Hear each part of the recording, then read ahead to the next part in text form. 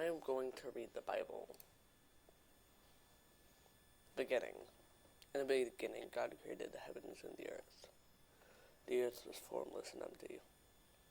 Darkness was over the surface of the deep, and the Spirit of God was hovering over the waters. And God said, "Let there be light," and there was light. God saw that light was good, and He created a separate light away from the darkness. I am adding words. Wow.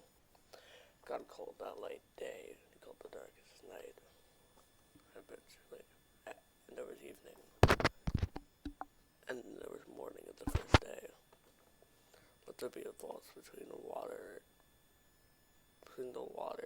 to separate water from water. So God made the vault to separate water under the vault from water above it. And so God called the vault sky. And this evening, this morning of the second day. And God said, "Let the water under the sky be gathered in one place, and let dry ground appear." And it was so. God called the dry ground land, and the waters He gathered seas. God saw that it was good. And then God said, "Let the land produce vegetation, seed-bearing plants and trees that bear fruit with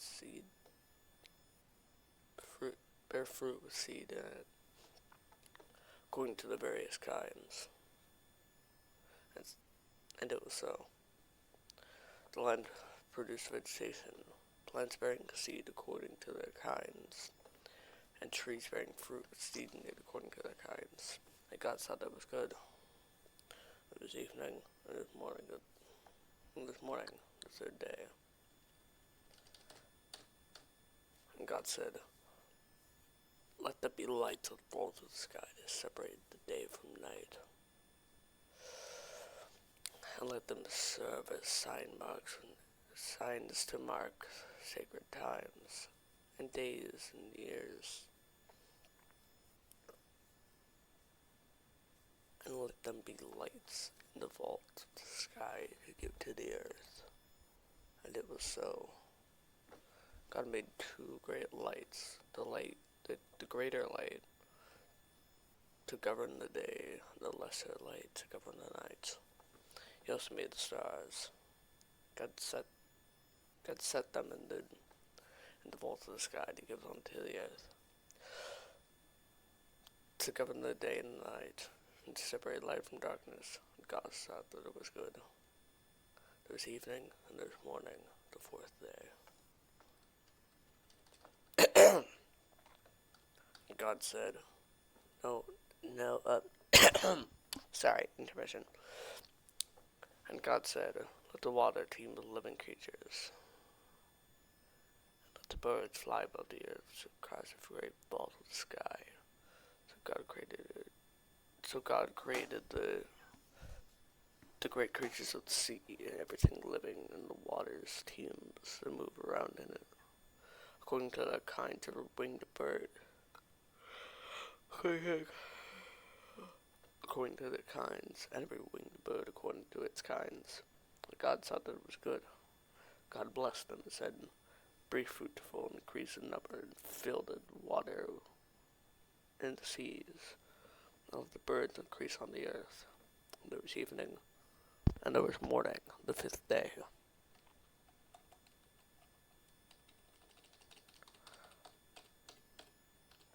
Let the land produce living creatures according to their kinds. The livestock, the creatures that move along on the ground, and the wild animals according to its kind. It was so. God made wild animals according to their kinds, livestock all according to their kinds, and all the creatures that move along on the ground according to their kinds. Sorry, it's really early. God saw that it was good.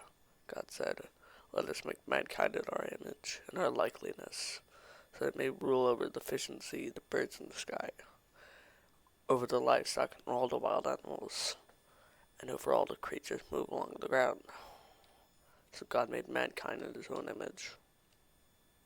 Then the image of God created them. Male and female, he created them. God blessed them and said to them, "Be fruitful and increase in number, fill the earth and subdue it. Rule over the fish in the sea and the birds in the sky and every other living creature that moves on the ground." And God said, "I'll give you every seed-bearing plant on the face of the earth, and that every tree that has fruit, seed in it, they'll be yours for food. To all the beasts of the earth, and all the birds of the sky, and all the creatures that move along the ground, everything that has breath of life, everything that has breath of life in it, I give every green plant for food." And it was so. God saw that it was made, and it was very good. It was evening, and it was morning, the sixth day.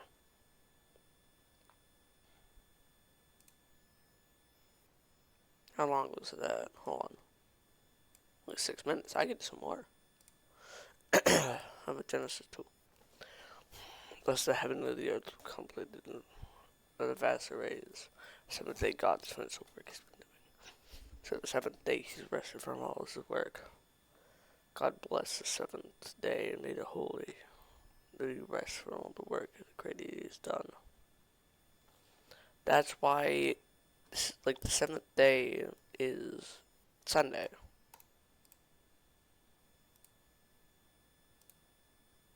I'll highlight that. Because the highlights.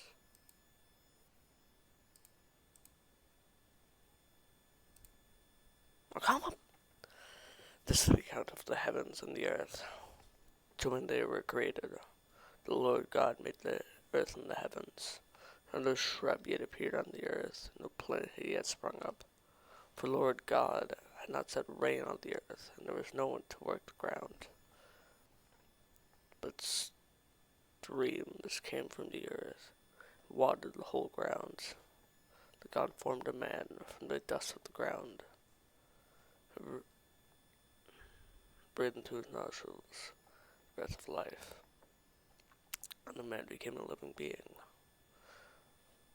Now Lord God had planted a garden in the east, in Eden, the Garden of Eden. And the man and the man he put there, and the man he had formed, and he put there the man he had formed. The Lord God made all kind of trees grow out of the ground, trees that were pleasing in the eye of good for food.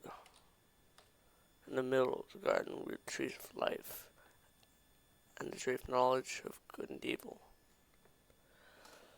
The river watering from the garden flowed from Eden. From there it separated to 4 headwaters. The first was Pishon. It went through the entire land of Halvila, where there is gold. The golden land is good. Aramaic resin and the onyx are also there. Second river is named as Gihon. It winds through the entire land of Cush. Third river is Tigris, runs along the east side of Ashur. Fourth river is the Euphrates. I don't know how to say that. The Lord God took the man and put him from the Garden of Eden to work and take care of it. The Lord God commanded the man, "You are free to eat from any tree in the garden, but you must not eat from the tree of knowledge of good and evil. For when you eat it, you will certainly die." And God found the man to be alone, so I'll make a helper suitable for him. God made them form the ground, while the wild animals of bird and sky. He brought them to the man to see what he would name them. And whatever the man called each living creature, so that was his name. He was all the livestock, the birds and sky, and the wild animals. But for Adam, no suitable helper was found. So the Lord caused man to fall into a deep sleep. And while he was sleeping, he took one of the man's ribs and closed up the place of flesh. And the Lord God made a woman from the rib he had taken out of the man, and he brought her to the man. The man said,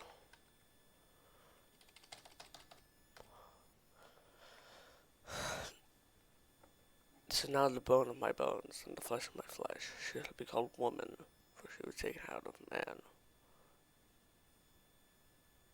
This is why man leaves his father and mother, and is united to his wife, and become one flesh. Adam and his wife were both naked. They felt no shame." Alright, so that's all I'm gonna read for as of right now. I will read more in the future. Bye. Bye, all you beautiful peoples.